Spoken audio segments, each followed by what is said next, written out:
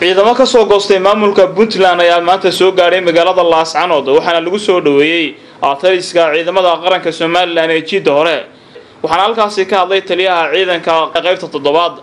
Mahad Cambaashe Cilmi wuxuuna sheegay inuu soo dhaweynayo ciidamadani waxaan leenahay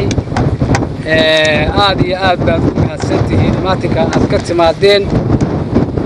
wallay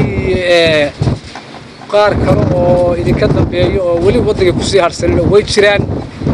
kuwa kale waxaan leenahay walkaalada deegaankii iyo magaaladii oo ka warhayaado ciidankaasi markuu la dheere galay 400 buu ahaa soona wurwid iyo eegaag iyo buuhoodla soonihiisa laga qaaday aan malaynayaa wax badan meesha kuma harsana waxaad kaga duwan tihiin si habsamiya baad meeshii ay lahayd iyo gobolkii noo soo beegteen aan malaynayaa markii aynu dhulbahanta sheegano dhulbahanta inuu horumar gaaro oo tashado oo wanaagsanaado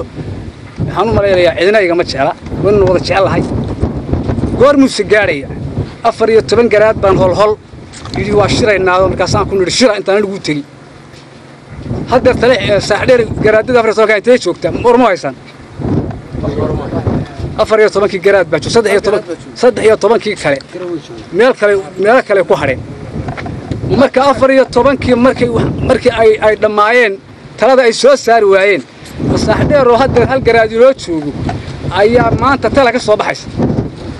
sidoo kale taliyaha ciidanka qaybta 12aad ee ciidamada Soomaaliland ee dhankiisa uga mahad celiyay ciidamadan wuxuuna sheegay inay ka mid yihiin ciidanka qaranka aan aad iyo aad ugu mahadnaqayaa ciidankan ka yimi dhinaca Puntland ee ku soo biiray ciidanka Jamhuuriyadda Soomaaliland ee gartay inay ka mid yihiin Soomaaliland ee aan Puntland ahayn ee Soomaaliland yihiin gartay aad iyo aad marka hore ugu mahadnaqayaa waa soo dhaweynaynaa gacmo furan baa lagu soo dhaweynayaa